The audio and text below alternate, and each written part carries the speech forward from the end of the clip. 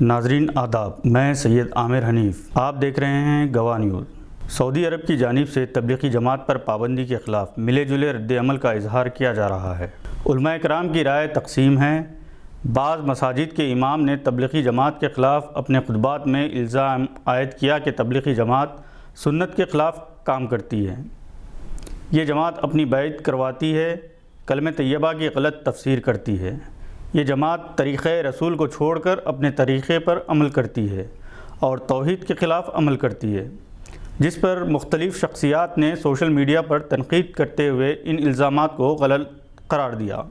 بعض علماء کرام نے سعودی حکومت کے خلاف احتجاج کی بھی مخالفت کی اور کہا کہ بہتر یہ ہوگا کہ ہندوستان کے علماء کرام حکومت سعودی عرب سے اس سلسلے میں نمائندگی کریں اور انہیں بتائیں کہ تبلیغی جماعت کے خلاف اس قسم کے اقدام سے اسلام دشمن طاقتیں فائدہ اٹھائیں گی۔ ناظرین خبردار، اگر کوئی اپنے آپ کو پولیس عہدیدار یا انکم ٹیکس ڈپارٹمنٹ کا اظہار کر کے آپ کے گھر کی تلاشی لینا چاہے تو اس بات کو یقینی بنا لیں کہ وہ واقعی اس ڈپارٹمنٹ سے ہے۔ اس کے لیے آپ ان کا آئی ڈی کارڈ دیکھ سکتے ہیں اور تلاشی کے لیے سرچ وارنٹ طلب کر سکتے ہیں۔ اگر ایسا بھی ممکن نہیں تو موبائل پر قریبی پولیس اسٹیشن کو فون کر کے کنفرم کر سکتے ہیں، ورنہ ان دنوں نقلی پولیس اور نقلی انکم ٹیکس ڈپارٹمنٹ آپ کا گھر لوٹ سکتے ہیں، جیسا کہ حیدرآباد کے گچی باولی علاقے میں 13 دسمبر کو ایسا ہی ایک واقعہ پیش آیا۔ سحرnews.com کے یحییٰ خان جرنلسٹ کے مطابق خود کو انکم ٹیکس عہدیدار ظاہر کرتے ہوئے داخل ہو کر 5 گھنٹوں تک تلاشی کے بعد 5 رکنی دھوکہ بازوں کی ٹیم اس مکان کی الماری کے لاکر میں موجود 3 کلو سونا اور 2 لاکھ روپے نقد رقم لے کر فرار ہو گئے۔ مکان میں داخل ہونے کے بعد ان نامعلوم افراد نے مکینوں کے پاس موجود موبائل فونز اپنے تحویل میں لے لیے تاکہ گھر والوں کو یقین ہو جائے کہ وہ محکمہ انکم ٹیکس کے ہی عہدیدار ہیں۔ ان دھوکہ باز اور نقلی عہدیداروں کی جانب سے جاتے وقت کسی بھی قسم کی کوئی نوٹس، تفصیلات یا تحریری نوٹ حوالے نہ کیے جانے کے بعد بھاگیہ لکشمی کو شبہ ہوا کہ انہیں لوٹ لیا گیا ہے، جس کے بعد انہوں نے گچی باولی پولیس اسٹیشن سے اس واقعے کی شکایت کی۔ گچی باولی پولیس ایک کیس درج رجسٹر کرتے ہوئے تحقیقات کا آغاز کر دیا ہے اور ان دھوکہ باز نقلی انکم ٹیکس عہدیداروں کی تلاشی میں مصروف ہے۔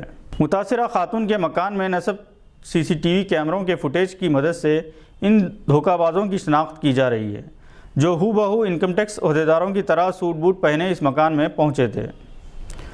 عوام کو لوٹنے کے اس جدید طریقہ کار سے خود کو محفوظ رکھنے کی ضرورت ہے اور اس قسم کی کوئی بھی افراد مکانات پہنچیں تو پہلے ان کی شناختی کارڈ طلب کر لیا کریں، تسلی کر لیا کریں کہ واقعی یہ سرکاری عہدیدار ہیں۔ تلنگانہ ہائی کورٹ نے نئی زونل پالیسی کے مطابق ملازمین کی تقسیم اور الاٹمنٹ کرنے کے سلسلے میں دائر درخواستوں پر سماعت کی۔ 226 اساتذہ کی درخواستوں پر سماعت کرتے ہوئے ہائی کورٹ نے الاٹمنٹ کے عمل کو روکنے سے انکار کر دیا۔ درخواست گزاروں کے وکیل نے استدلال کیا کہ ریاستی حکومت کی جانب سے جاری کردہ GO صدارتی احکامات اور عدالت کے احکامات کے خلاف ہیں۔ انہوں نے کہا کہ الاٹمنٹ کے عمل کو فوری روک دیا جائے، تاہم ہائی کورٹ نے وضاح کیا کہ حکومت کے دلائل سنے بغیر احکامات جاری نہیں کیے جا سکتے۔